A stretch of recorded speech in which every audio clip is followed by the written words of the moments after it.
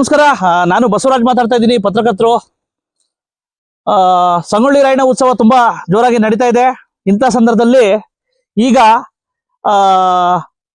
ಈ ಒಂದು ಸಾಕಷ್ಟು ಉತ್ಸವದ ನೆನಪದಲ್ಲಿ ಸಾಕಷ್ಟು ಅಭಿವೃದ್ಧಿ ಕೆಲಸಗಳು ರಾಜಕಾರಣಿಗಳು ಘೋಷಣೆ ಮಾಡ್ತಾರೆ, ಸಾಕಷ್ಟು ಪ್ರಾಧಿಕಾರಗಳು ರಚನೆ ಮಾಡ್ತಾರೆ.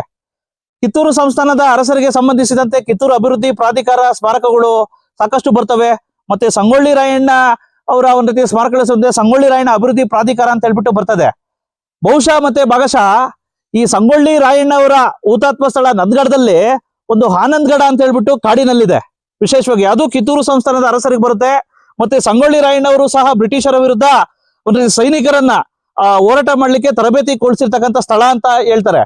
ವಿಶೇಷವಾಗಿ ಇಂಥ ಸಂದರ್ಭದಲ್ಲಿ ಈ ಕೋಟೆಗಳು, ಈ ಕೊತ್ತಲುಗಳು ಮತ್ತೆ ಸಾಕಷ್ಟು ಸ್ಮಾರಕಗಳು ಇವತ್ತಿಗೂ ಸಹ ತನ್ನ ಇತಿಹಾಸವನ್ನ, ಗತವೈಭವನ್ನ ಹೇಳ್ತವೆ. ಮತ್ತೆ ಪ್ರಾಕೃತಿಕವಾಗಿ ಸಾಕಷ್ಟು ನಿಧಿಗಳ ಆಸೆಗೆ ದಿನೇ ದಿನೇ ಬಿದ್ದೋಗಿದ್ದಾವೆ, ಸಾಕಷ್ಟು ಪಾಳು ಬೀಳ್ತವೆ. ಇಂಥ ಸಂದರ್ಭದಲ್ಲಿ ಎಲ್ಲ ಒಂದ್ ಕಡೆ ಮಾನ್ಯ ಪ್ರವಾಸೋದ್ಯಮ ಸಚಿವರೇ, ಪ್ರಾಚ್ಯವಸ್ತು ಇಲಾಖೆ ಸಚಿವರೇ ನಂದಗಡದ ಒಂದ್ ರೀತಿ ಕಾಡು ಪ್ರದೇಶದಲ್ಲಿ ಇರ್ತಕ್ಕಂಥ ಒಂದ್ ರೀತಿ ಆನಂದಗಡದ ಕಿತ್ತೂರು ಸಂಸ್ಥಾನದ ಅರಸರಿಗೆ ಸಂಬಂಧಿಸಿದ ಕೋಟೆ ಕೊತ್ತಲುಗಳ ಪಾಳು ಬಿದ್ದ ಪರಿಸ್ಥಿತಿ ನೋಡಿದ್ದೀರಾ ಅಂತಕ್ಕಂಥ ಸ್ಟೋರಿಗೆ ಸ್ವಾಗತ. ನಾನು ನಿಮ್ಮ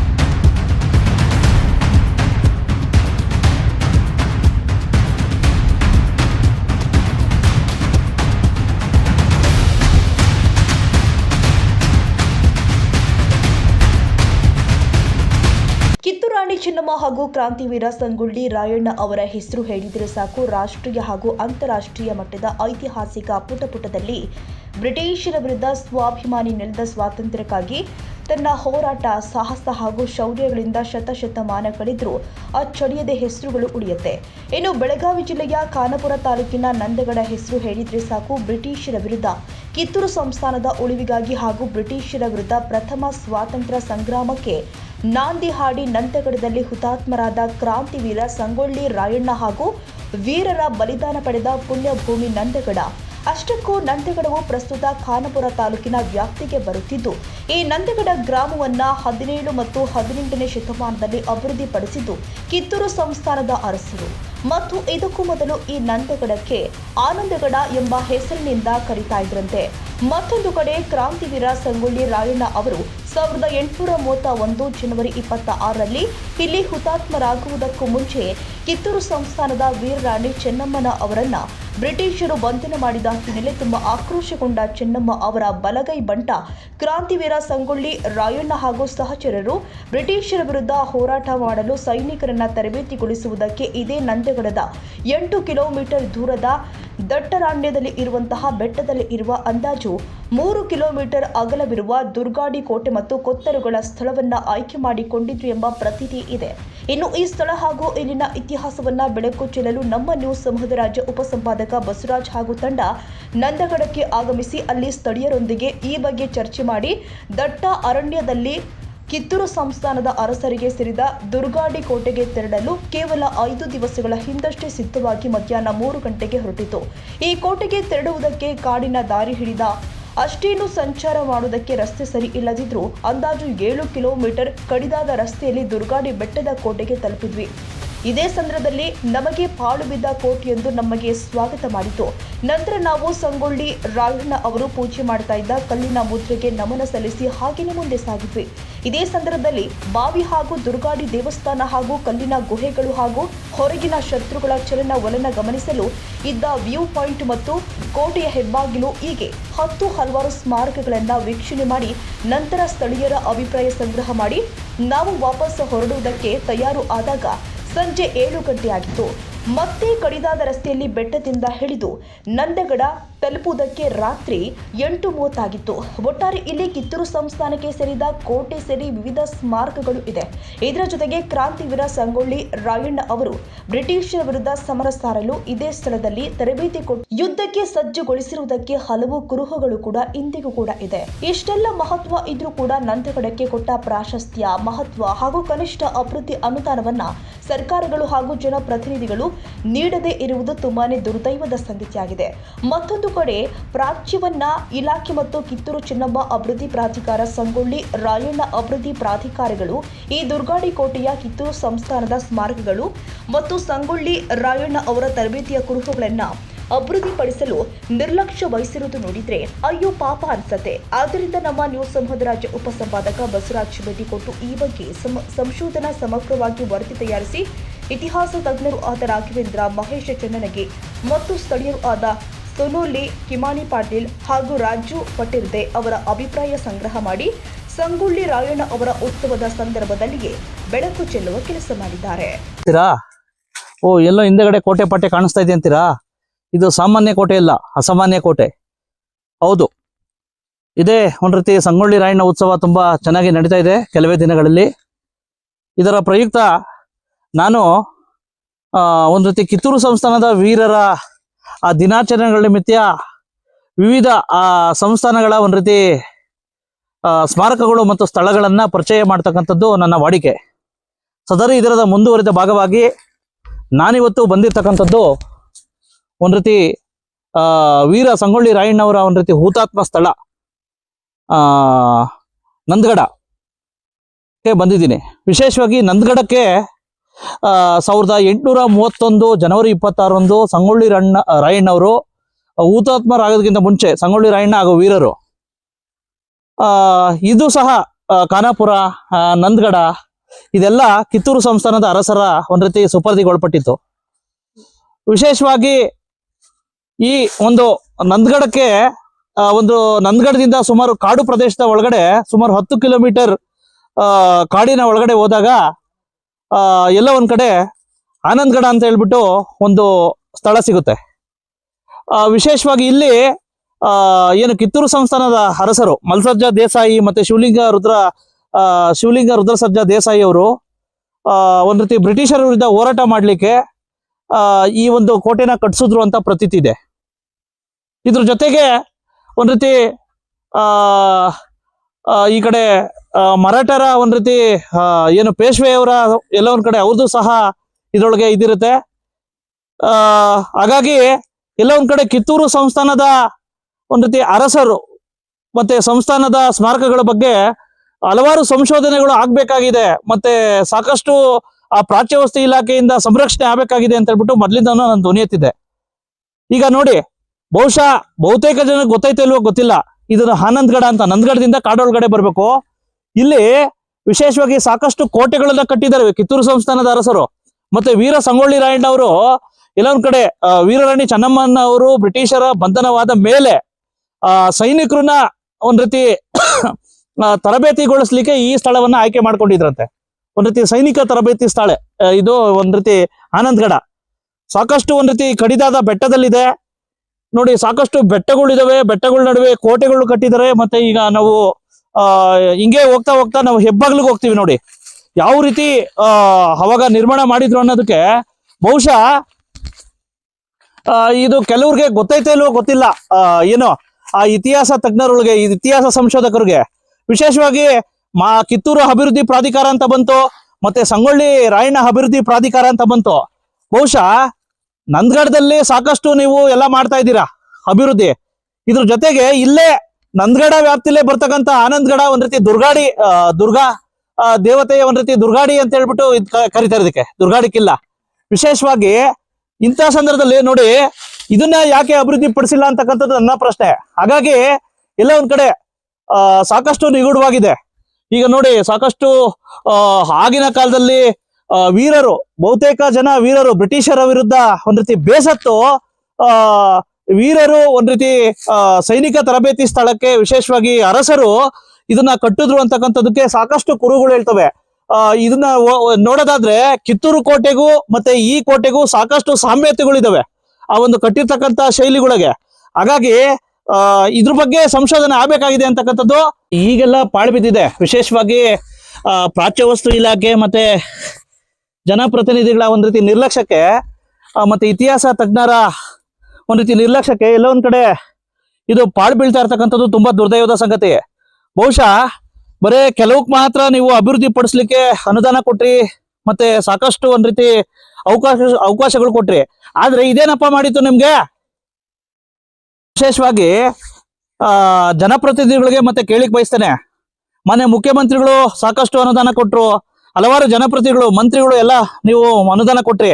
ಆದ್ರೆ ನಂದಗಡದಲ್ಲಿ ಇರ್ತಕ್ಕಂಥ ಒಂದ್ ರೀತಿ ಈ ಒಂದು ಆನಂದ್ಗಡ ಕೋಟೆಗೆ ವಿಶೇಷವಾಗಿ ನಂದಗಡದಿಂದ ಏನು ಕಾಡು ಪ್ರದೇಶದಲ್ಲಿ 9 ಕಿಲೋಮೀಟರ್ ದೂರದ ಒಂದ್ ರೀತಿ ಗುಡ್ಡಗಾಡು ಪ್ರದೇಶದಲ್ಲಿ ಬರುತ್ತೆ.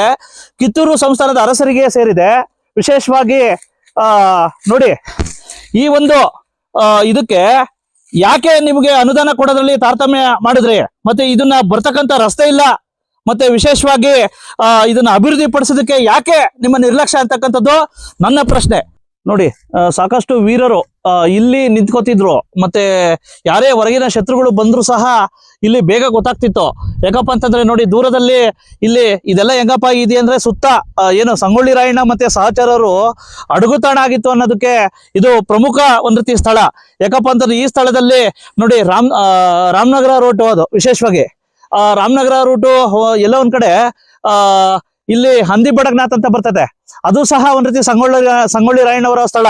ಮತ್ತೆ ಈ ಕಡೆ ಎಳ್ಳೂರು ಗಡ ಅಂತ ಬರ್ತೈತೆ, ಅದು ಸಹ ಸಂಗೊಳ್ಳಿ ರಾಯಣ್ಣ ಸ್ಥಳ. ಮತ್ತೆ ಈ ಕಡೆ ಸಾಕಷ್ಟು ಒಂದ್ ರೀತಿ ಎಲ್ಲಿ ಕಿತ್ತೂರು ಸಂಸ್ಥಾನದ ಅರಸರಿದ್ರು ಅವ್ರಿಗೆಲ್ಲ ಸಂಬಂಧಿಸಿರ್ತಕ್ಕಂಥ ಈ ಒಂದು ಸ್ಥಳ ನಿಗೂಢವಾಗಿದೆ. ಇಂಥ ಸ್ಥಳಗಳನ್ನ ಅಭಿವೃದ್ಧಿ ಪಡಿಸ್ಬೇಕು ಅಂತಕ್ಕಂಥದ್ದು ನನ್ನ ಅಭಿಪ್ರಾಯ.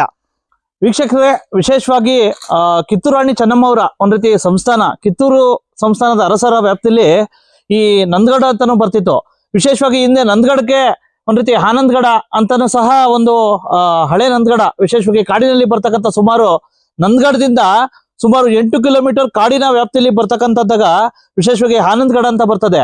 ಇಲ್ಲಿ ಕಿತ್ತೂರು ಸಂಸ್ಥಾನದ ಒಂದ್ ರೀತಿ ಅರಸರು ಈ ಕೋಟೆ ನಿರ್ಮಾಣ ಮಾಡಿದ್ರು. ಜೊತೆಗೆ ಏನು 1831ರಲ್ಲಿ ಸಂಗೊಳ್ಳಿ ರಾಯಣ್ಣ ಅವರು ಒಂದ್ ರೀತಿ ಹುತಾತ್ಮರಾಗೋದಕ್ಕಿಂತ ಮುಂಚೆ ಜನವರಿ 26ನೇ ತಾರೀಕು ಮುಂಚೆ ಸಾಕಷ್ಟು ಎಲ್ಲ ಒಂದ್ ಕಡೆ ಕಿತ್ತೂರು ರಾಣಿ ಚೆನ್ನಮ್ಮ ಅವರು ಜೈಲ್ಗೆ ಹೋಗಿದ ತಕ್ಷಣ ಬ್ರಿಟಿಷ್ ಬಂಧನ ಮಾಡ್ತಾರೆ. ಅಂತ ಸಂದರ್ಭದಲ್ಲಿ ವಿಶೇಷವಾಗಿ ಸಂಗೊಳ್ಳಿ ರಾಯಣ್ಣ ಅವ್ರು ಏನಪ್ಪಾ ಮಾಡ್ತಾರೆ ಅಂದ್ರೆ ಈ ಒಂದು ಆನಂದ್ಗಡದಲ್ಲಿ ಸಾಕಷ್ಟು ಒಂದ್ ರೀತಿ ಬ್ರಿಟಿಷರ ವಿರುದ್ಧ ಹೋರಾಟ ಮಾಡೋದಕ್ಕೆ ಎಲ್ಲ ಒಂದ್ ಕಡೆ ಸಾಕಷ್ಟು ವೀರರ್ನ ಮತ್ತೆ ಸೈನಿಕರನ್ನ ತಯಾರು ಮಾಡ್ತಕ್ಕಂತ ಒಂದ್ ರೀತಿ ಸ್ಥಳ ಇದಾಗಿತ್ತು. ವಿಶೇಷವಾಗಿ ಈಗ ನೋಡಬಹುದು ನಾವು ಈ ಒಂದು ನೋಡಿ ಈ ಸಿಂಬಲ್ ಎಲ್ಲ ನೋಡಿದ್ರೆ ಎಲ್ಲ ಒಂದ್ ಕಡೆ ಸಾಕಷ್ಟು ಒಂದ್ ರೀತಿ ಇತಿಹಾಸಗಳನ್ನು ಹೇಳುತ್ತೆ.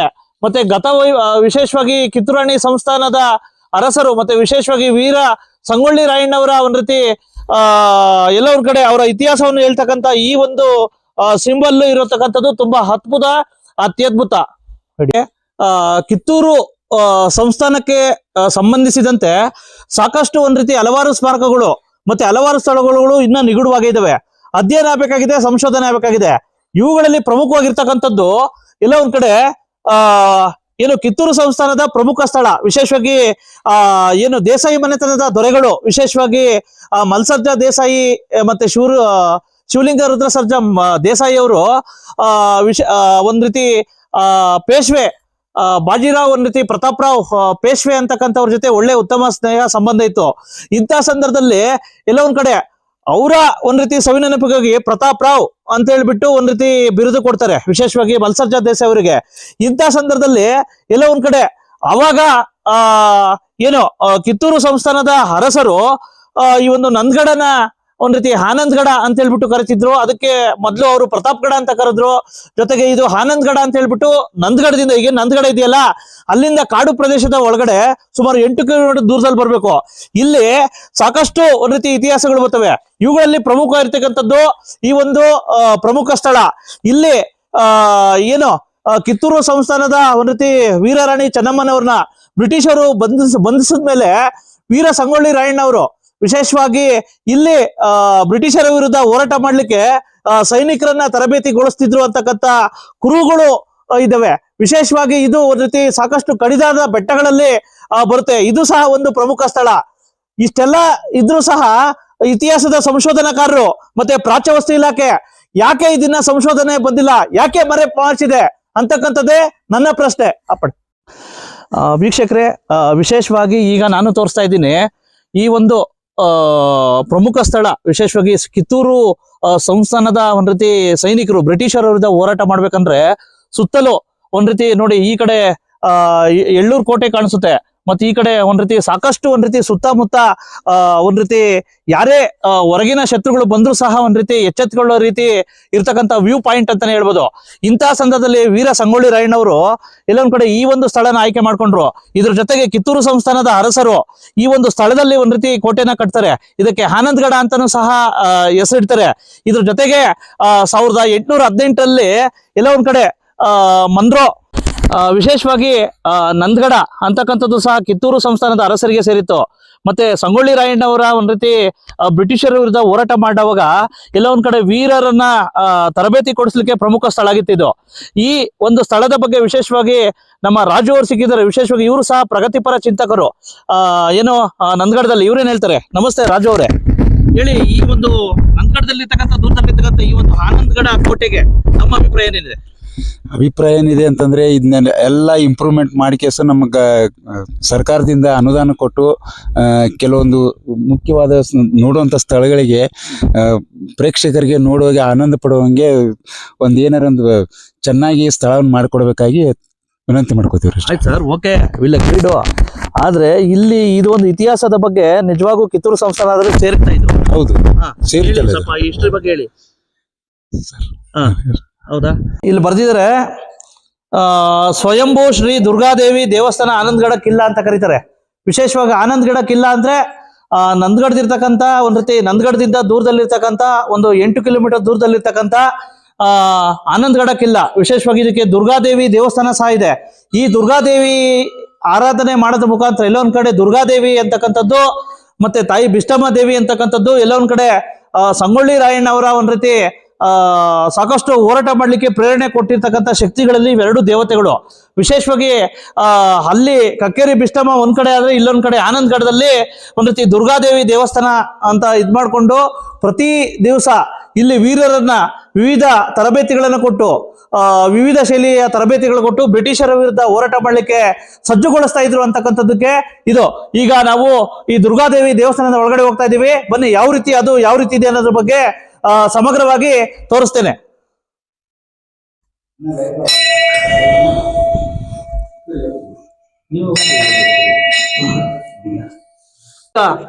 ಒಂದ್ ರೀತಿ ದುರ್ಗಾ ದೇವಿ ಒಂದ್ ರೀತಿ ಆನಂದ್ಗಡ ಕಿಲ್ಲಾದಲ್ಲಿ ಒಂದ್ ರೀತಿ ನಂದಗಡದಿಂದ ಒಂದು 9 ಕಿಲೋಮೀಟರ್ ಏನು ಕಾಡಿನ ಪ್ರದೇಶದ ಒಳಗಡೆ ಸಾಕಷ್ಟು ಕಡಿದಾದ ಕಾಡು ಪ್ರದೇಶ ಒಳಗಡೆ ಹೋದ್ರೆ ಈ ಒಂದು ಆನಂದ್ಗಡ ಕಿಲ್ಲಾ ಸಿಗುತ್ತೆ. ಈ ಕಿಲ್ಲಾದಲ್ಲಿ ದುರ್ಗಾದೇವಿ ದೇವಸ್ಥಾನ ಸಿಗುತ್ತೆ. ಈ ವಿಶೇಷವಾಗಿ ಈ ದುರ್ಗಾದೇವಿ ದೇವಸ್ಥಾನದ ಬಗ್ಗೆ ಇವರು ಆರಾಧಕರನ್ನ ಹೇಳ್ತಾರೆ. ತಮ್ಮ ಹೆಸರು? ಹೇಳಿ, ಇದ್ರ ದುರ್ಗಾದೇವಿ ದೇವಸ್ಥಾನ ಬಗ್ಗೆ ಹೇಳಿ. ह्या दुर्गादेवीचा असं स्वयंभू आहे. दुर्गादेवी तिकडं बसवांना स्वयंभू आहे. तिथं महादेवपीठी स्वयंभू आहे सगळा. आणि तिकडं आहे त्या ह्याचं कित्तूर संस्थान आहे. त्यांचा तिथे ध्वज आहे, त्रिशूळ. कित्तूर संस्थान मत्स्यराज राजाचा ध्वज हा तिथं आहे तो. त्याच्या पुढे आहे ती टिळवणी संगोळी रायण्याची. आणि त्याच्या बाजूला तिथं त्यांचं ते घराचा पाया आहे तिथं खाली. तिथं तिकडे चावडी आहे तिकडं. तिकडे मोठी विहीर आहे त्याच्या आणि खाली आणि चामार विहीर म्हणून आहे. लहान विहीर आहे ते. असं आहे त्याच्यात. ಅಲ್ಲ ಇಷ್ಟೆಲ್ಲಾದ್ರೂ ರಸ್ತೆ ಇಲ್ಲ, रस्ता गिस्ता काही नाही इकडं. ಸರ್ಕಾರ MLA ಏನ್ ಮಾಡ್ತಾರೆ? कोणी अजून पिढीत कोणी काय केलं नाही इकडं. ಓಕೆ, सगळ्या ಇಂಪ್ರೂವ್ಮೆಂಟ್ ಆಗ್ಬೇಕು. झालं पाहिजे खरं. आम्ही म्हणतो खरं, बोलून जातात आणि करत नाहीत. बरे आशीर्वाद तगणं होतं. तेवढंच आशीर्वाद. मॅडम तेच केली, सगळ्यांनी तेच केले. ಓಕೆ, ಬರೇ ಕೈ ಮುಗಿತಾರೆ ಹೋಗ್ತಾರೆ. ಡೆವಲಪ್ಮೆಂಟ್ ಯಾರು ಮಾಡಿ? नाही कोणी काही नाही. हे नुसतं तुमच्या सगळ्या पैशातच केलेलं आहे ते. ಓಕೆ, ನೀವೇ ದುಡ್ಡು ಹಾಕಿ. भक्तांनी काय दिलेले नाही, त्याच्यातच एवढे डेव्हलप केलेलं आहे. ಡೆವಲಪ್ ಆಗ್ಬೇಕು. हा, डेव्हलप असं व्हायला पाहिजे. राजकीय लोकांच्या आहेत ना, डेव्हलप झालं तर रस्ता गिस्त्याची सोय चांगली होती आम्हाला. ಓಕೆ कारण लोक भरपूर येतात. ಓಕೆ नवरात्रीत आम्ही जवळजवळ 10 दिवस प्रसाद घालतो. ಓಕೆ ಓಕೆ हा, ಓಕೆ, ಧನ್ಯವಾದ ಸರ್. ವಿಶೇಷವಾಗಿ ಆನಂದಗಡ ಕೋಟೆಗೆ ಯಾಕೆ ಸರ್ ಒಂದ್ ರೀತಿ ಎಲ್ಲ ಒಂದ್ ಕಡೆ ಸಾಕಷ್ಟು ಒಂದ್ ರೀತಿ ಮೂಲಭೂತ ಸೌಕರ್ಯಗಳ ಕೊರತೆ ಇದೆ, ಮತ್ತೆ ಎಂತೆಂತಕ್ಕೂ ಅಭಿವೃದ್ಧಿ ಕೊಟ್ಟವ್ರೆ, ಅಭಿವೃದ್ಧಿ ಪಡಿಸವ್ರೆ, ಯಾಕೆ ಇದಕ್ಕೆ ಕನಿಷ್ಠ ರಸ್ತೆನೇ ಇಲ್ವಲ್ಲ? ರಸ್ತೆ ಇಲ್ಲ ಅಂತಂದ್ರೆ ಇವಾಗಲೇ ಆಲ್ರೆಡಿ ನಾವು ಮಾನ್ಯ ಸಚಿವರಿಗೂ ಇದನ್ನ ತಿಳಿಸಿದ್ವಿ ರೀ. ಅವರು ಈಗ ಕರ್ಕೊಂಡ್ ಬಂದು ಎಲ್ಲ ತೋರಿಸಿದೀವಿ. ಅವರು ಮಾಡ್ಕೊಡ್ತೇನೆ ಅಂತ ಹೇಳಿದಾರೆ, ಇನ್ನೂವರೆಗೂ ಏನು ಅದನ್ನ ಅಭಿವೃದ್ಧಿ ಮಾಡಿಲ್ಲ. ಈಗ ರೋಡ್ ನೀವೇ ನೋಡಿದ್ರಲ್ಲ, ರೋಡ್ ಹೇಗಿದೆ. ಇಲ್ಲಿ ಕರೆಂಟ್ ವ್ಯವಸ್ಥಾನೂ ಇಲ್ಲ. ಕರೆಂಟ್ ವ್ಯವಸ್ಥೆ ಇಲ್ಲದಕ್ಕೆ ನಾವು ಜನರೇಟರ್ ತಂದು ನೀರಿನಿಂದ ಶಿಫ್ಟ್ ಮಾಡಿ ಬಂದವರಿಗೆ ಆಹಾರ ಇದೆಲ್ಲ ವ್ಯವಸ್ಥೆ ಮಾಡ್ಕೊಡ್ತೇವೆ ಇಲ್ಲಿ. ಅಂದ್ರೂ ನಮ್ಗೆ ಇಲ್ಲಿ ಪ್ರಾಬ್ಲಮ್ ಭಾಳ ಇದೆ. ಇದನ್ನೆಲ್ಲ ನೋಡಿ ಕೇಸನು ಅವ್ರು ನಮ್ಗೆ ಏನಾರೇ ಸ್ವಲ್ಪ ಅನುದಾನವಾಗಿ ಕೊಟ್ಟು ಏನಾರ ರೋಡದು ವ್ಯವಸ್ಥೆ ಮಾಡಿಕೊಟ್ರೆ, ಲೈಟಿಂಗ್ ವ್ಯವಸ್ಥೆ ಮಾಡಿಕೊಟ್ರೆ ಹೋಗೋರು ಬರೋರಿಗೆ ಮತ್ತು ರಾಯಣ್ಣನ ಭಕ್ತರಿಗೆ ಇದೊಂದು ಅವಕಾಶ ನೋಡ್ಲಿಕ್ಕೆ ಒಂದು ಪುಣ್ಯ ಭೂಮಿ ಆಗುತ್ತೆ ಅಂತ ನನ್ನ ಇಚ್ಛೆ. ಏನೇನು ಸ್ಮಾರಕಗಳಿದಾವೆ ಇಲ್ಲಿ ನೋಡ್ಲಿಕ್ಕೆ? ಚೆನ್ನಮ್ಮ ಅವ್ರದ್ದು ಧ್ವಜ ಇದೆ. ಆಮೇಲೆ ನಂತರ ಇಲ್ಲಿಂದ ನೋಡಿದ್ರೆ ನಿಮ್ಗೆ ಎಳ್ಳೂರುಗಡ್ ಕಾಣ್ತದೆ. ಎಳ್ಳೂರುಗಡ್ ಕಾಣ್ತದೆ. ಅದೇ ರೀತಿಯಲ್ಲಿ ಹೈವೇ ರೋಡ್ ದಿಂದ ನಿಮ್ಗೆ ಗೋವಾ ರೋಡ್ ಆಗ್ಲಿ ಅಥವಾ ರಾಮನಗರ ರೋಡ್ ಆಗ್ಲಿ ಇವೆಲ್ಲ ಕಾಣ್ತವೆ. ಇಲ್ಲಿ ಸ್ಮಾರಕಗಳು ಏನೇನಿದಾವೆ? ಸ್ಮಾರಕ ಅಂದ್ರೆ ಕೋಟೆ ಸುತ್ತಮುತ್ತಲ ಆವರಣದಲ್ಲಿ ಕಲ್ಲಿನ ಗೋಡೆಗಳು ಇವೆಲ್ಲ ಬಹಳ ವರ್ಷದಿಂದ ಮಳೆಗಾಲಿಗೆಲ್ಲ ಬಿದ್ದು ಹೋಗಿದಾವೆ ಸರ್. ಈಗ ಅದನ್ನು ಇಂಪ್ರೂವ್ಮೆಂಟ್ ಮಾಡ್ಕೊಡ್ಬೇಕಾಯ್ತು. ಮತ್ತೊಂದಂತಂದ್ರೆ ಇಲ್ಲಿ ಕೋಟೆಗಳಿಗೆ ಪ್ರತಿಯೊಂದು ಒಂದು ಇಂತಿಷ್ಟ ಜಾಗದಲ್ಲಿ ಒಂದು ಪ್ರಮಾಣದಲ್ಲಿ ನೋಡ್ಲಿಕ್ಕೆ ದೂರ ಅಂದ್ರೆ ಪ್ರವಾಸಿಗರು ನೋಡ್ಲಿಕ್ಕೆ ಒಂದು ಆನಂದಮಯವಾದಂತ ದೃಶ್ಯಗಳನ್ನು ಇವೆ. ಅದ್ರ ಸಂಬಂಧ ಅವನ್ನೆಲ್ಲ ಇಂಪ್ರೂವ್ಮೆಂಟ್ ಮಾಡ್ಕೊಡ್ಬೇಕಂತ ವಿನಂತಿ ಮಾಡಿ. ಎಲ್ಲಾರು ನೋಡಕ್ ಬರ್ಬೇಕು ಅಂತ ಇಚ್ಛೆ ಇದೆ. ಈಗ ನೀವು ದುರ್ಗಾಡಿ ಕೋಟೆ ಹೇಳಿದ್ರಿ, ಇವಾಗ ಏನಿದೆ ಅಲ್ಲಿ ದುರ್ಗಾಡಿ ಕೋಟೆಗೆ ಹೋಗ್ಬೇಕಾದ್ರೆ ಅಲ್ಲಿ ರಿಸರ್ವ್ ಫಾರೆಸ್ಟ್ ಇದೆ, ಆಮೇಲೆ ಸ್ಟೇಟ್ ಫಾರೆಸ್ಟ್ ಇದೆ.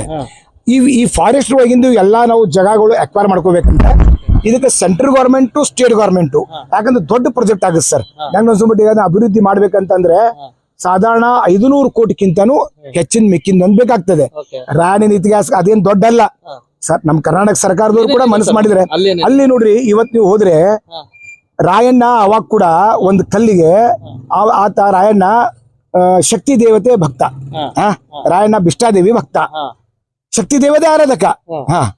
ಅದು ದುರ್ಗಾ ಸ್ವರೂಪಿನ ಒಳಗಿರ್ಬೇಕು. ಯಾವ್ದೋ ಒಬ್ಬೊಬ್ರು ಅವ್ರವ್ರ ಸ್ವರೂಪ, ಅವ್ರವ್ರ ಮನೆ ಇಚ್ಛೆ. ಓಕೆ, ಇವು ಶಕ್ತಿ ದೇವತೆ ಆರಾಧಕ ಅನ್ನೋದ್ರಲ್ಲಿ ಎಳ್ಳಷ್ಟು ಕೂಡ ಸಂಶಯ ಇರಲಿಲ್ಲ. ಅಲ್ಲಿ ಕೂಡ ಅವ್ನು ತರಬೇತಿ ಮಾಡುವಂತ ಪೂರ್ವದಲ್ಲಿ ಒಂದು ಕಲ್ಲಿಗೆ ಪೂಜೆ ಮಾಡಿ ಶಕ್ತಿ ದೇವಿಯನ್ನ ಆರಾಧನಾ ಮಾಡಿ ತನ್ನ ತರಬೇತಿಯನ್ನು ಕೊಡ್ತಿದ್ದ ರಾಯಣ್ಣ. ಇವತ್ತು ಆ ಕಲ್ಲಿನಲ್ಲಿ ನೀವು ಯಾರು ಹೋಗ್ರಿ, ಎಲ್ಲಾರು ಇವತ್ತು ಗೋವಾದಿಂದ ಜನ ಬರ್ತಾರೆ, ಅಲ್ಲಿ ನಮ್ಮ ಜಾಲೂದಿಂದ ಬರ್ತಾರೆ, ಕರ್ನಾಟಕದ ಮೂಲೆಯಿಂದ ಬರ್ತಾರೆ. ಆ ಶಕ್ತಿ ದೇವತೆ ಆ ಕಲ್ಲಿನಲ್ಲಿ ಸ್ವಯಂಭೂ ದೇವಿ ಎದ್ದು ಬರ್ತಾ ಇದ್ದಾಳೆ ಸರ್. ಇವತ್ತು ದುರ್ಗಾಡಿ ಕೋಟೆ ಅಂತೇಳಿ ತಾಯಿ ದುರ್ಗಾ ಶಕ್ತಿ ಅಲ್ಲಿ ಉದ್ಭವ ಆಗ್ತಾ ಇದೆ ಅಂತೇಳಿ ಇವತ್ತು ಕೋಟೆ ಸುಮಾರು ಅದು 2-3 ಕಿಲೋಮೀಟರ್ ಅಗಲ ಇದೆ ಸರ್. ಅದು ಕಿಲೋಮೀಟರ್ ಒಳಗಡೆ ನೋಡಿ 3 ಬಾವಿ ಇದಾವೆ. ಇವತ್ತು ಕೂಡ ನೀವು ಬಾವಿ ಕುರುಗಳನ್ನು ಪ್ರತ್ಯಕ್ಷ ನೋಡಬಹುದು. ಒಂದು ಬಾವಿಯಲ್ಲಿ ಅದಕ್ಕೆ ನೆಲಿನೇ ಇಲ್ಲ ನೀರಿಗೆ, ಅಷ್ಟು ದೊಡ್ಡ ನೀರಿದೆ ಅಲ್ಲಿ. ಅಲ್ಲಿ ಸಂಗೊಳ್ಳಿ ರಾಯಣ್ಣ ಮತ್ತು ಆತನ ಸಹಚರರು ಶಸ್ತ್ರಾಸ್ತ್ರಗಳನ್ನ ಅಲ್ಲಿ ಬಚ್ಚಿಡ್ತಿದ್ರು. ಅಲ್ಲಿಂದ ಹೊರಗೆ ತರಲಿಕ್ಕೆ ಶಸ್ತ್ರಾಸ್ತ್ರಗಳನ್ನ ಆ ಕೇವಲ ಸಂಗೊಳ್ಳಿ ರಾಯಣ್ಣ ಮತ್ತು ಆತನ ಸಹಚರರಿಗೆ ಮಾತ್ರ ಅದು ಸಾಧ್ಯ ಇತ್ತು. ಅಲ್ಲಿ ಆ ಬಾವಿ ಇವತ್ತು ಇದೆ, ತಾವೆಲ್ಲರೂ ಹೋಗಿ ನೋಡಬಹುದು, ಇವತ್ತು ಇದೆ. ಮತ್ತೊಂದು ಬಾವಿ ನೀವು ನೋಡಿದ್ರೆ 24 ತಾಸು ನೀವು ಬೇಕಾದ ಹೋಗ್ರಿ, ಬೇಕಂತ ಬಿಸಿಲು ಇರ್ಲಿ, ತಂಪಿರ್ತಾವೆ ನೀರು. ಅದನ್ನ ಕುಡಿಲಿಕ್ಕೆ ಯೂಸ್ ಮಾಡ್ತಿದ್ರು ಅವರು. ಮತ್ತೊಂದು ಬಾವಿಯಲ್ಲಿ ನೀವು ನೋಡ್ರಿ, ಅದ್ ನೋಡಿದ್ರೆ ಇಟ್ ಲಿಂಕ್ಸ್ ಟು ಕಿತ್ತೂರ್. ನಿಮ್ಗೆ ಸುರಂಗ ಮಾರ್ಗ ಕಾಣುತ್ತೆ, ಅದು ಮುಚ್ಚೋಗಿದೆ ಒಳಗಿಂತ, ಬಟ್ ನಿಮ್ಗೆ ಕಾಣುತ್ತೆ ಸುರಂಗ ಮಾರ್ಗದ ಕುರುಗಳೆಲ್ಲ. ನಾನು ಪ್ರಾಚ್ಯ ವಸ್ತು ಇಲಾಖೆದವ್ರಿಗೆ ಹಿಂದೆ 10 ವರ್ಷ ಹಿಂದೆನೆ ಹೇಳಿದ್ದೆ, ಅದನ್ನೆಲ್ಲ ತೆಗಸ್ರಿ ನೋಡ್ರಿ ಅಂತ ಹೇಳಿ. ಇವಾಗ ನೋಡ್ರಿ, ನಾವು ಯಾರು ಬ್ಲೇಮ್ ಮಾಡ್ಲಿಕ್ಕಂತೂ ನಾವು ತಯಾರಿಲ್ಲ. ಆದ್ರೆ ಈಗೆಲ್ಲ ಅಭಿವೃದ್ಧಿ ಇಲ್ಲಿವರೆಗೆ ಘನ ಕರ್ನಾಟಕ ಸರ್ಕಾರ ಮಾಡಿದೆ, ಇನ್ನೂ ಮಾಡ್ತಾ ಇದೆ. ಅದಕ್ಕಾಗಿ ನಾನು ಘನ ಕರ್ನಾಟಕ ಸರ್ಕಾರಕ್ಕೆ ಸಂಗೊಳ್ಳಿ ರಾಯಣ್ಣ ಅಭಿಮಾನಿಗಳ ಪರವಾಗಿ ನಾನು ಹೃದಯ ಕೂಡ ಕೋಟಿ ಕೋಟಿ ಕೋಟಿ ನಮನಗಳನ್ನು ನಾನು ಸಲ್ಲಿಸ್ತೇನೆ.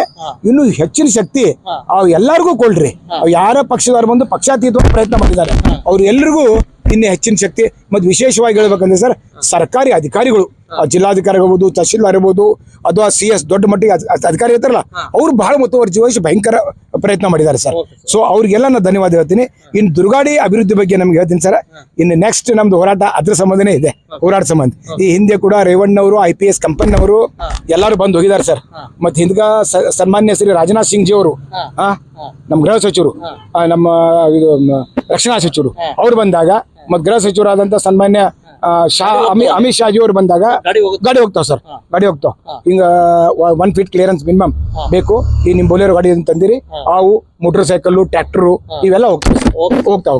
ಅಲ್ಲಿ ಹೋಗಿ ನೋಡ್ಬೋದು ಸರ್ ತಾವು, ಯಾವಾಗ ಹೋಗ್ತವೆ. ಇವತ್ತು ಅವರು ಎಲ್ಲ ಬಂದಾಗ ಅವರು ಗಮನಕ್ಕೆ ಈ ವಿಷಯಗಳನ್ನು ತಂದಿದ್ದೀವಿ. ನೀವು ಯಾವಾಗೂ ಬರ್ರಿ, ನಾವು ಸರ್ಕಾರ ಗವರ್ಮೆಂಟ್ದವ್ರು ಸಹಿತ ಸಹಾಯ ಮಾಡ್ತೀವಿ ಅಂತ ಅತ್ಯಂತ ಸ್ಪಷ್ಟವಾಗಿ ಹೇಳಿದ್ದಾರೆ. ಇನ್ನು ನಿಮ್ಮೆಲ್ಲ ಸಹಕಾರ ತಗೊಂಡು, ಅಭಿಮಾನಿಗಳು ತಗೊಂಡು, ನಂದಗಡದ ನಮ್ಮ ಕರ್ನಾಟಕದ ಏನ್ MP ದೇವರುಗಳು ಅದಾರ, ಎಲ್ಲರೂ ಶಾಸಕ ದೇವರುಗಳು, MP ದೇವರುಗಳು, ಅವ್ರೆಲ್ಲಾ MP ಸಾಹೇಬ್ರಿಗೂ ಇದೊಂದು ಒಳ್ಳೆ ಅವಕಾಶ ಇದೆ. ನಂದಗಡ ದುರ್ಗಾಡಿಯನ್ನ ಸೆಂಟ್ರಲ್ ಗವರ್ಮೆಂಟ್ ದಿಂದ ಡೆವಲಪ್ಮೆಂಟ್. ಯಾಕಂದ್ರೆ ನೋಡಿ ಸರ್, ಅಲ್ಲಿ 3 ಇತಿಹಾಸ ನಿಮ್ಗೆ ಅಗದಿ ತೋರಿಸಬಹುದು. ಏನಂದ್ರೆ, ಒಂದು ಸಂಗೊಳ್ಳಿ ರಾಯಣ್ಣನ ಇತಿಹಾಸ, 2ನೇದ್ದು ಕಿತ್ತೂರು ದೇಸಾಯರು ವೀರರಾಣಿ ಚೆನ್ನಮ್ಮ ಅವರು ಕಟ್ಟಿದಂತ ಒಂದು ಕೋಟೆ, ಆ ಇತಿಹಾಸ, 3ನೇದ್ದು ಮರಾಠ ಸಾಮ್ರಾಜ್ಯದ ಇತಿಹಾಸ. ಈ 3 ದೊಡ್ಡ ಐತಿಹಾಸಿಕ ಪುರುಷರ ಇತಿಹಾಸ ಅದು ಇವತ್ತು ದುರ್ಗಾಡಿ ಕೋಟೆ ಸಾರ್ತಾ ಇದೆ. ಧನ್ಯವಾದ ಸರ್, ಧನ್ಯವಾದ. ನಮ್ಮ ಅಜ್ಜಿಯವ್ರನ್ನ ಪಟ್ಟಕ್ಕೆ ಕಟ್ಟಬೇಕು ಅಂತೇಳಿ ದೊಡ್ಡ ಸೈನ್ಯ ಪಡ ಅಂತ ಕಟ್ತಾನೆ. ಬ್ರಿಟಿಷರ ವಿರುದ್ಧ ಹೋರಾಡೋದಂದ್ರೆ ಅದು ದೊಡ್ಡ ಶಕ್ತಿ ಬೇಕು. ಸೂರ್ಯ ಮುಳುಗದ ಸಾಮ್ರಾಜ್ಯ ಅಂತೇಳಿ ಆ ಒಂದು ಬ್ರಿಟಿಷರು ಕರೀತಾರೆ. ಅಂತ ಸಾಮ್ರಾಜ್ಯ ಜೊತೆ ಒಂದು ಸೈನ್ಯ ತುಕಡಿಯವರು ಹೋರಾಡಬೇಕಂದ್ರೆ ಅದಕ್ಕೆ ಗೆರಿಲ್ಲಾ ವಾರ್ ಒಂದು ತರಬೇತಿಯನ್ನ ಎಲ್ಲ ತನ್ನ ಮಿತ್ರ ಪಡೆ ಕೊಡಬೇಕಂತೇಳಿ ಆತ ನಿಶ್ಚಯಿಸ್ತಾನೆ. ಸಾಕಷ್ಟು ಜನ ಎಲ್ಲರೂ ಸಹಕಾರ ಮಾಡ್ತಾ ಇರ್ತಾರೆ.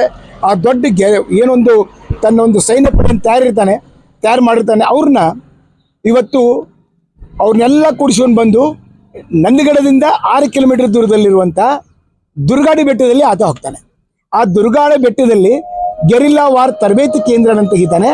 ಅಲ್ಲಿ ಗೆರಿಲ್ಲಾ ವಾರ್ ತರಬೇತಿ ಕೇಂದ್ರ ತೆಗೆದು ಅಲ್ಲಿಂದ ಅವ್ರ ಮುಂದಿನ ಯುದ್ಧದ ರೂಪುರೇಷೆಗಳು ಸಹಿತ ಆ ದುರ್ಗಾಡಿ ಗುಡ್ಡದಲ್ಲೇ ಎಲ್ಲ ರೂಪುರೇಷೆಗಳು ತಯಾರಾಗ್ತಿರ್ತವೆ.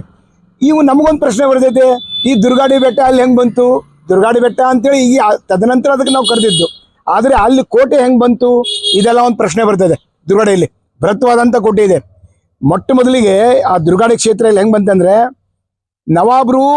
ಸೌನೂರು ನವಾಬ್ರು ಸಂಪೂರ್ಣ ನಂದಗಡ ಬಿಡಿ ಭಾಗವನ್ನ ಎಲ್ಲ ಆವರಿಸಿಕೊಂಡಿದ್ರು. ಯಾರು? ಸೌನೂರು ನವಾಬ್ರು. ಆವಾಗ ಮರಾಠ ಸಾಮ್ರಾಜ್ಯದವರು ಸೌನೂರು ನವಾಬರ ಮೇಲೆ ದಂಡೆತ್ತಿ ಬಂದು ಸೌನೂರು ನವಾಬ್ರನ್ನೆಲ್ಲ ಇಲ್ಲಿಂದ ಓಡಿಸೋದ್ರು. ಯಾರು? ಮರಾಠ ಸಾಮ್ರಾಜ್ಯದವರು.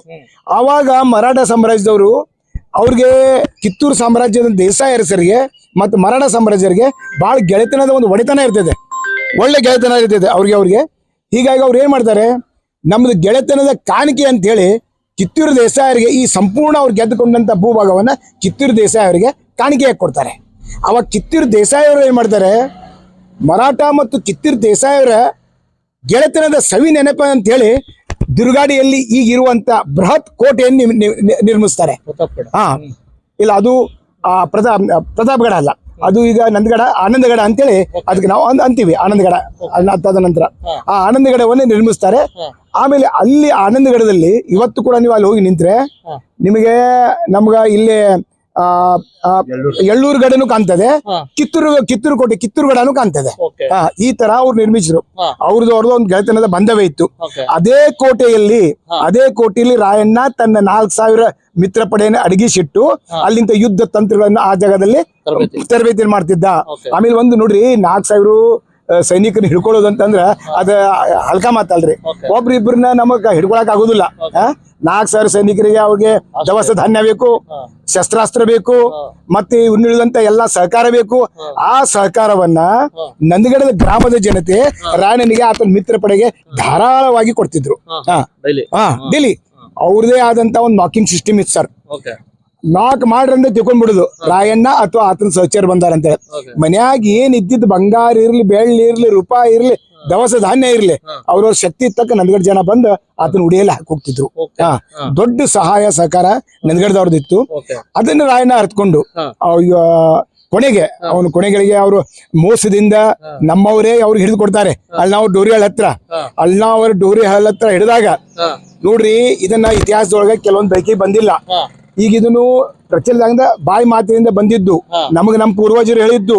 ನನ್ನ ಚಿಕ್ಕಂದ ವಯಸ್ಸಿನಿಂದ 3ನೇ ಇದ್ದಾಗಿಂದ್ರ ನಾವಿಲ್ಲೇ ಒಂದ ರಾಯಣ್ಣನ ಸಮಾಧಿ ಸ್ಥಳ ಕಡೆ ಬರೋದು, ನಮ್ಮ ಮಿತ್ರರು ನಾವು ಇಲ್ಲಿ ಸೇವೆ ಮಾಡುದು, ಒಂದು ನಮ್ದು ಅದು ಡೈಲಿ ರೂಟೀನ್ ಇತ್ತು. ಅವಾಗ ಬಂದಾಗ ಇಲ್ಲಿ ಅಜ್ಜಗಳು ಬಹಳ ಮಂದಿ ಸೇವಾಕಿದ್ರು ಮೊದ್ಲಿನವ್ರು.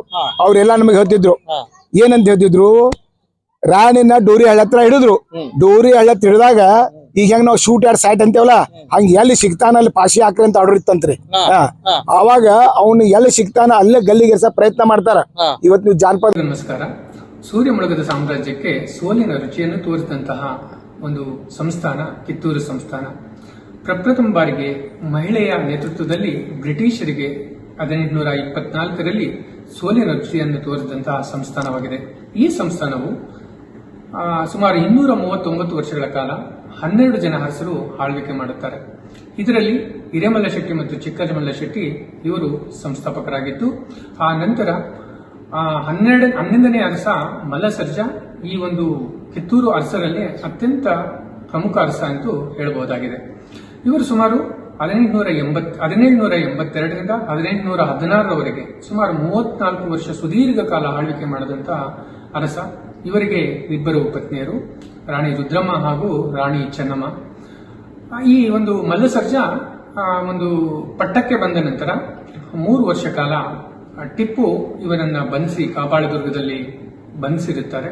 ಆ ನಂತರ ಅಲ್ಲಿಂದ ಚಾಣಾಕ್ಷತನದಿಂದ ತಪ್ಪಿಸಿಕೊಂಡು ಮತ್ತೆ ಕಿತ್ತೂರುವನ್ನು ಸೇರಿದಂತಹ ಮಲ್ಲಸರ್ಜನು 1802ರಲ್ಲಿ ಲಾರ್ಡ್ ವೆಲ್ಲಸ್ಲಿ ಅವರು ಒಂದು ಪೇಶ್ವೆಯವರನ್ನ ಮರುಸಂಸ್ಥಾಪನೆ ಮಾಡಲಿಕ್ಕೆ, ಕಚ್ಚಾಟದಲ್ಲಿ ಇದ್ದಂತಹ ಪೇಶ್ವೆಯವರ ಒಂದು ಪಟ್ಟಕ್ಕೆ ಬಾಜಿರಾಯನ್ನ ಮರುಸಂಸ್ಥಾಪನೆ ಮಾಡಲಿಕ್ಕೆ ಪುಣೆಗೆ ಹೊರಟಂತ ಸಂದರ್ಭದಲ್ಲಿ ಸಂಗೊಳ್ಳಿ ಭಾಗದಲ್ಲಿ ಒಂದು ವೆಲ್ಲಸ್ಲಿ ಅವರಿಗೆ ಉಳಿದುಕೊಳ್ಳಲು ಮತ್ತೆ ವ್ಯವಸ್ಥೆ ಮಾಡಿರ್ತಾರೆ. ಅದರ ಜೊತೆಯಲ್ಲಿ ಅವರಿಗೆ ಸೈನ್ಯಕ್ಕೆ ಸಹಾಯಕವಾಗಿ 100 ಜನ ಸೈನಿಕರನ್ನ 100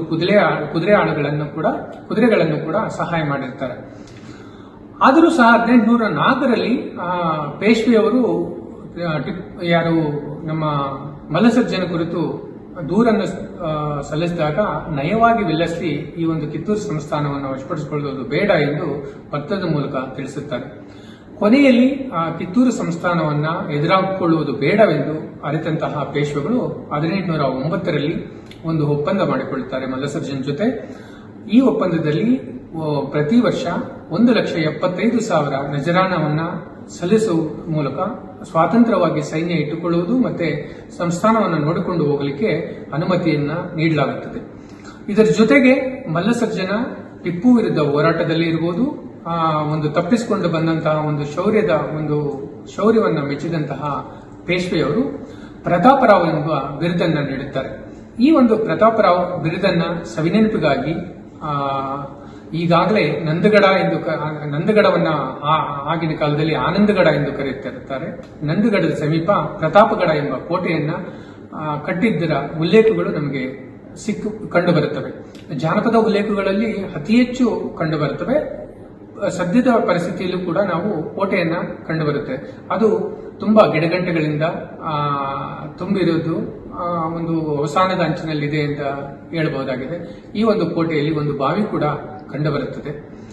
ಆ ನಂತರ ಕಾಲದಲ್ಲಿ ಒಂದು ಬ್ರಿಟಿಷರು ಮನ್ರೋ ಒಪ್ಪಂದದ ಮೂಲಕ ಒಂದು ಪೂರ್ತಿ ಪೇಶ್ವೆಗಳಿಂದ ಈ ಒಂದು ಬೆಳಗಾವಿ ಈ ಭಾಗವನ್ನ ಬ್ರಿಟಿಷರು ವಶಪಡಿಸಿಕೊಂಡ ನಂತರ ಈ ಒಂದು ಮನ್ರೋ ಒಪ್ಪಂದದ ಮೂಲಕ ಸನ್ನದ್ದನ್ನ ಕಿತ್ತೂರು ಅರಸರಿಗೆ ಶಿವಲಿಂಗ ರುದ್ರಸರ್ಜನಿಗೆ ನೀಡುವ ಮೂಲಕ 1818ರಲ್ಲಿ ನೀಡುವ ಮೂಲಕ ಏನು 1,75,000 ನಜರಾಣವನ್ನ ಮತ್ತೆ ಬ್ರಿಟಿಷರಿಗೆ ನೀಡುವುದು. ಖಾನಾಪುರ ತಾಲೂಕನ್ನ ಅವರು ಸಂಪೂರ್ಣವಾಗಿ ಸಂಪತ್ಭರಿತವಾದಂತಹ ಆಯಕಟ್ಟಿನ ಪ್ರದೇಶವಾದ ಖಾನಾಪುರವನ್ನ ಅವರು ಬ್ರಿಟಿಷರು ತೆಗೆದುಕೊಳ್ತಾರೆ. ಅಸಮಾಧಾನವಾದರೂ ಕೂಡ ಅನಿವಾರ್ಯವಾಗಿ ಕಿತ್ತೂರು ಸಂಸ್ಥಾನ ಆ ಒಂದು ಒಪ್ಪಂದಕ್ಕೆ ಸಹಿ ಹಾಕಬೇಕಾಗುತ್ತೆ. ಆ ನಂತರ ಕಾಲದಲ್ಲಿ ಕಿತ್ತೂರು ಸಂಸ್ಥಾನವನ್ನ ಸಂಪೂರ್ಣ ವಶಪಡಿಸಿಕೊಂಡ ನಂತರ ಸಂಗೊಳ್ಳಿ ರಾಯಣ್ಣ ಹೋರಾಟ ಕಾಲದಲ್ಲಿ 1829-30ರ ಕಾಲಘಟ್ಟದಲ್ಲಿ ಸಂಗೊಳ್ಳಿ ರಾಯಣ್ಣನವರು ಆ ಒಂದು ಭಾಗದಲ್ಲಿ ಅಂದ್ರೆ ಬೀಡಿ, ನಂದಗಡ, ಸಂಪಗಾಂವ್ ಇದನ್ನ ಕಚೇರಿಗಳನ್ನ ಒಡೆದಾಕದಂತಹ ಸಂದರ್ಭದಲ್ಲಿ ಆ ತಂಗಲಿಕ್ಕೆ ಮತ್ತೆ ಆ ಒಂದು ಹೋರಾಟಗಾರರ ಶಸ್ತ್ರಾಭ್ಯಾಸಕ್ಕಾಗಿ ಈ ಪ್ರತಾಪಗಢದಲ್ಲಿ ತಂಗಿದ್ದರು. ಪ್ರತಾಪಗಢದಲ್ಲಿ ತಮ್ಮ ಶಸ್ತ್ರಾಸ್ತ್ರಗಳನ್ನ ತರಬೇತಿಯನ್ನ ಪಡೆಯುತ್ತಿದ್ದರು ಎಂದು ನಮಗೆ ಜಾನಪದ ಉಲ್ಲೇಖಗಳಲ್ಲಿ ಈ ಒಂದು ಪ್ರತಾಪಗಢದ ಬಗ್ಗೆ ನಮಗೆ ಕಂಡುಬರುತ್ತದೆ. ಸೂರ್ಯ ಮುಳುಗದ ಸಾಮ್ರಾಜ್ಯ ಅಂತೇಳಿ ಬ್ರಿಟಿಷರು ತಮ್ಮನ್ನು ಗರ್ವದಿಂದ ಮೆರಿತಕ್ಕಂಥ ಕಾಲಘಟ್ಟದಲ್ಲಿ 1824 ಅಕ್ಟೋಬರ್ 23ರಂದು ರಾಣಿ ಚೆನ್ನಮ್ಮಾಜಿಯ ನೇತೃತ್ವದಲ್ಲಿ ಸರ್ದಾರ್ ಗುರುಸಿದ್ದಪ್ಪ, ಅಮಟೂರು ಬಾಳಪ್ಪ, ಬಿಚ್ಚುಗತ್ತಿ ಚೆನ್ನಬಸಪ್ಪ ಮೊದಲಾದ ಸೈನಿಕರೆಲ್ಲ ಧಾರವಾಡದ ಅಂದಿನ ಜಿಲ್ಲಾಧಿಕಾರಿಯಾದ ತ್ಯಾಕ್ರೆಯನ್ನು ಹೊಡೆದು ಹಾಕಿರ್ತಕ್ಕಂಥದ್ದು ಇತಿಹಾಸ. ಕಿತ್ತೂರು ಬಹಳ ವಿಶಾಲವಾಗಿರ್ತಕ್ಕಂತಹ ಸಾಮ್ರಾಜ್ಯವನ್ನೇನು ಹೊಂದದೇ ಇದ್ದರೂ ಸಹಿತ ತನ್ನ ಸುತ್ತಮುತ್ತಲಿನ ಪ್ರದೇಶದಲ್ಲಿ ತನ್ನದೇ ಆಗಿರ್ತಕ್ಕಂಥ ಹಿಡಿತವನ್ನು ಹೊಂದಿರತಕ್ಕಂಥ ಒಂದು ಸಂಸ್ಥಾನವಾಗಿತ್ತು. ಬಹುಶಃ 1802ರಲ್ಲಿ ಎರಡನೇ ಬಾಜಿರಾಯ ಪೇಶ್ವೆಗಳಲ್ಲಿ ಅಧಿಕಾರಕ್ಕೆ ಬರ್ತಾನೆ. ಅಧಿಕಾರಕ್ಕೆ ಬರ್ತಕ್ಕಂಥ ಸಂದರ್ಭದಲ್ಲಿ ಬ್ರಿಟಿಷ್ ಗವರ್ನರ್ ಆಗಿರ್ತಕ್ಕಂಥ ವೆಲ್ಲೆಸ್ಲಿ ಶ್ರೀರಂಗಪಟ್ಟಣದಿಂದ ಮಹಾರಾಷ್ಟ್ರದಲ್ಲಿ ಬಾಜಿರಾಯನ ಪಟ್ಟಾಭಿಷೇಕಕ್ಕೆ ಹೋಗ್ತಕ್ಕಂಥ ಸಂದರ್ಭದಲ್ಲಿ ಮಲ್ಲಸರ್ಜ ದೇಸಾಯಿ ವೆಲ್ಲೆಸ್ಲಿಗೆ ಬೇಕಾಗಿರ್ತಕ್ಕಂಥ ಎಲ್ಲ ನೆರವನ್ನು ಸಹಿತ ನೀಡ್ತಾನೆ. ಇನ್ನು ಅದೇ ಸಂದರ್ಭದಲ್ಲಿ 1809ರಲ್ಲಿ ಪುನಾದ ಪೇಶ್ವೆಗಳು ಮತ್ತು ಕಿತ್ತೂರಿನ ದೊರೆಯಾಗಿರ್ತಕ್ಕಂಥ ಮಲ್ಲಸರ್ಜ ದೇಸಾಯಿಯ ಕಾಲಘಟ್ಟದಲ್ಲಿ ಒಂದು ಒಪ್ಪಂದ ಆಗ್ತದೆ. ಈ ಒಪ್ಪಂದದ ಪ್ರಕಾರ ಕಿತ್ತೂರು ಸಂಸ್ಥಾನದ ದೊರೆಗಳು ತಮ್ಮದೇ ಆಗಿರ್ತಕ್ಕಂಥ ಸೈನ್ಯವನ್ನು ಹೊಂದಿರತಕ್ಕಂಥದ್ದಕ್ಕೆ ಅವಕಾಶ ಮಾಡಿಕೊಟ್ಟಿದೆ. ಅದರ ಜೊತೆಗೆ ಈ ಕಾರಣಕ್ಕಾಗಿ ಇದೇ ಸಂದರ್ಭದಲ್ಲಿ 1785ರಿಂದ 1788ರವರೆಗೆ ಟಿಪ್ಪು ಬರಾನುದ್ದೀನ್ ಖಾನ್ ಮತ್ತು ವೆಂಕಟರಂಗಯ್ಯ ಮಲ್ಲಸರ್ಜ ದೇಸಾಯಿಯನ್ನು ಅಪಹರಿಸಿ ಶ್ರೀರಂಗಪಟ್ಟಣದ ಕಬ್ಬಾಳ ದುರ್ಗದಲ್ಲಿ ಇಟ್ಟಿದ್ದರು. ಅಲ್ಲಿಂದ ತಪ್ಪಿಸ್ಕೊಂಡು ಮರಳಿ ಕಿತ್ತೂರಿಗೆ ಬಂದ ಸ್ಮರಣಾರ್ಥವಾಗಿ ಪೇಶ್ವೆಗಳು ಮಲ್ಲಸರ್ಜ ದೇಸಾಯಿಗೆ ಪ್ರತಾಪರಾವ ಎಂಬ ಬಿರುದನ್ನು ಕೊಡ್ತಾರೆ. ಈ ಬಿರುದು ಕೊಟ್ಟಿರ್ತಕ್ಕಂಥ ಸಂದರ್ಭದಲ್ಲಿ ಮಲ್ಲಸರ್ಜ ದೇಸಾಯಿ ಇವತ್ತಿನ ಖಾನಾಪುರ ತಾಲೂಕಿನಲ್ಲಿ ಪ್ರತಾಪಗಢ ಅಂತಕ್ಕಂಥ ಕೋಟೆಯನ್ನು ಕಟ್ತಾನೆ. ಮುಂದೆ ಹಾಗಾಗಿ ಈ ಪ್ರತಾಪಗಢ ಕೋಟೆಯನ್ನು ಕಟ್ಟಿರ್ತಾನೆ. ಇದಕ್ಕೆ ಸಂಬಂಧಿಸಿದಂಥ ಅವಶೇಷಗಳು, ಸ್ಮಾರಕಗಳು ಇವತ್ತಿನೂ ಸಹಿತ ಖಾನಾಪುರದ ಕಾಡುಗಳಲ್ಲಿ ನಮಗೆ ನೋಡಲಿಕ್ಕೆ ಸಿಗ್ತವೆ. ಈ ನಿಟ್ಟಿನಲ್ಲಿ ಮುಂದೆ ಠಾಕ್ರೆಯನ್ನು ಸಾಯಿಸ್ತಾರೆ. ಚೆನ್ನಮ್ಮಾಜಿಯ ನಿಧನ ಆಗತ್ತೆ. ಸಂಗೊಳ್ಳಿ ರಾಯಣ್ಣನ ಹೋರಾಟ ನಂದಗಡದಲ್ಲಿ ಬಹಳ ತೀವ್ರವಾಗಿರ್ತದೆ. ಯಾಕೆ ಅಂತಂದರೆ 1818ರಲ್ಲಿ ಬ್ರಿಟಿಷರಿಗೂ ಮತ್ತು ಕಿತ್ತೂರು ದೊರೆಗಳಿಗೂ ಒಂದು ಒಪ್ಪಂದ ಆಗುತ್ತೆ. ಬ್ರಿಟಿಷರು ಅದನ್ನು ಮನ್ರೋ ಒಪ್ಪಂದ ಅಂತ ಕರೆದರೆ, ಕಿತ್ತೂರಿನವರು ಅದನ್ನು ಖಾನಾಪುರ ಒಪ್ಪಂದ ಅಂತ ಕರೀತಾರೆ. ಈ ಒಪ್ಪಂದದ ಪ್ರಕಾರ ಕಿತ್ತೂರು ಸಂಸ್ಥಾನದವರು ಖಾನಾಪುರನ್ನು ಬ್ರಿಟಿಷರಿಗೆ ಬಿಟ್ಟು ಕೊಡಬೇಕಾಗಿರ್ತದೆ. ಅದು ಒಲ್ಲದ ಮನಸ್ಸಿನಿಂದ ಅನಿವಾರ್ಯ ಕಾರಣವಾಗಿ ಅಂದಿನ ಕಿತ್ತೂರು ದೊರೆ ಶಿವಲಿಂಗ ರುದ್ರಸರ್ಜ ಬಿಟ್ಟು ಕೊಡ್ತಕ್ಕಂತಹ ಸಂದಿಗ್ಧತೆಗೆ ಒಳಗಾಗ್ತಾನೆ. ಈ ಸಂದರ್ಭದಲ್ಲಿ ಕಿತ್ತೂರಿನ ಅರಸರು ಖಾನಾಪುರಕ್ಕೆ ಪರ್ಯಾಯವಾಗಿ ಆನಂದಗಡ ಅಂತಕ್ಕಂಥ ಪ್ರದೇಶವನ್ನು ಪಕ್ಕದಲ್ಲೇ ಇರ್ತಕ್ಕಂಥ ಒಂದು ಹಳ್ಳಿಯನ್ನು ಬೆಳೆಸ್ತಾರೆ. ಅದು ನಗರವಾಗಿ ಬೆಳೆಯುತ್ತೆ. ಸಂಗೊಳ್ಳಿ ರಾಯಣ್ಣನ ಹೋರಾಟಕ್ಕೆ ಹೆಚ್ಚು ಬಲವನ್ನು ತುಂಬಿರ್ತಕ್ಕಂಥದ್ದು.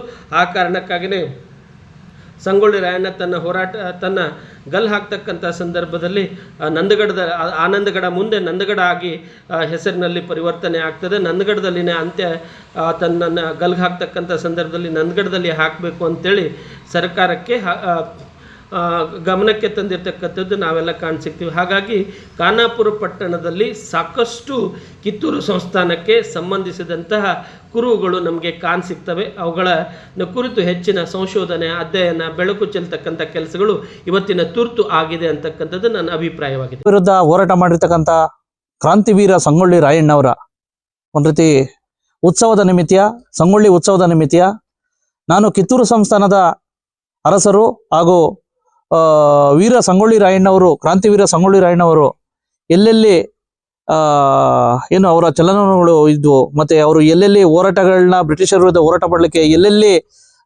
ಸ್ಥಳಗಳಿದ್ವು ಅನ್ನೋದ್ರ ಬಗ್ಗೆ ಸಮಗ್ರವಾಗಿ ತೋರಿಸ್ತಾ ಇದ್ದೀನಿ.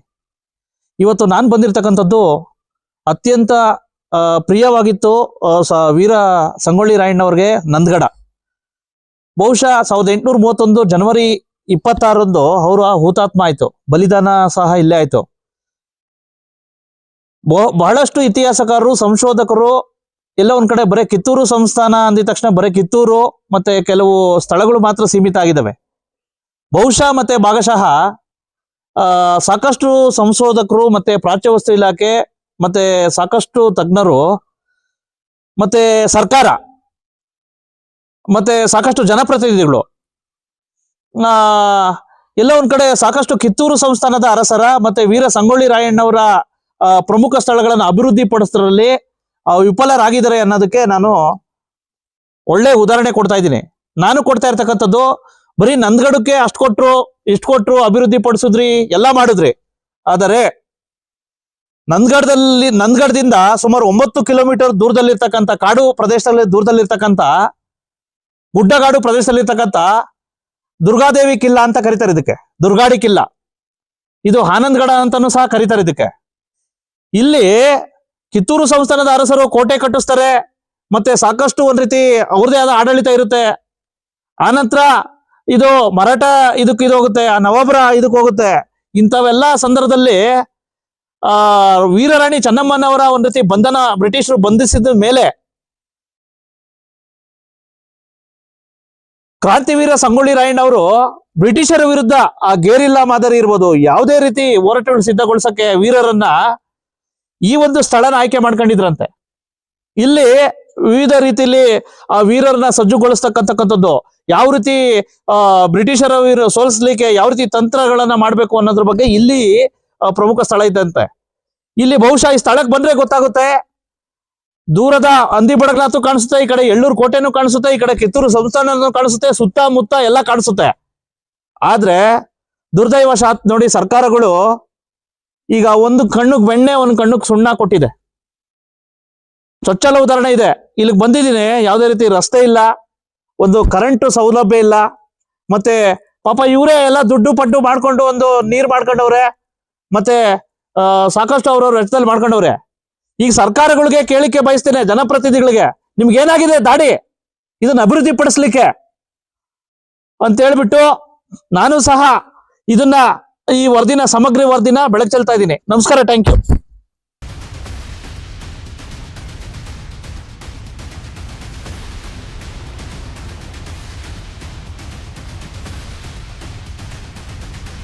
ಕನ್ನಡಿಗರ ಮೆಚ್ಚಿನ ನಿಮ್ಮ AJ 24/7 ನ್ಯೂಸ್ ಕನ್ನಡ ವಾಹಿನಿ ಇದೀಗ ಟಿವಿಯಲ್ಲಿ ಲಭ್ಯ.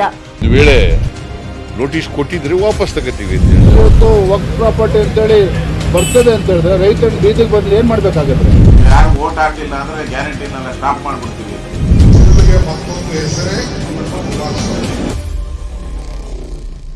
ಕರ್ನಾಟಕ ಮತ್ತು ದೇಶ ವಿದೇಶ 360 ಡಿಗ್ರಿ ಸುದ್ದಿ ಹಾಗೂ ಉತ್ತರ ಕರ್ನಾಟಕ, ಬೆಳಗಾವಿ, ಬಾಗಲಕೋಟೆ, ಧಾರವಾಡ, ಹಾವೇರಿ, ಗದಗ, ಬಿಜಾಪುರ ಜಿಲ್ಲೆಯ ಕ್ಷಣ ಕ್ಷಣದ ವಿವರವನ್ನ ಪಡೆಯುವುದಕ್ಕೆ AJ 24/7 ನ್ಯೂಸ್ ಕನ್ನಡ ವಾಹಿನಿಯನ್ನ ಲೈಕ್ ಮಾಡಿ, ವಿಡಿಯೋಗಳನ್ನ ಶೇರ್ ಮಾಡಿ, ಕಮೆಂಟ್ ಮಾಡುವ ಮೂಲಕ ನಮ್ಮ ವಾಹಿನಿಗೆ ಸಹಕಾರ ನೀಡಿ ಮತ್ತು ಚಾನೆಲ್ ಅನ್ನ ಸಬ್ಸ್ಕ್ರೈಬ್ ಮಾಡಿ.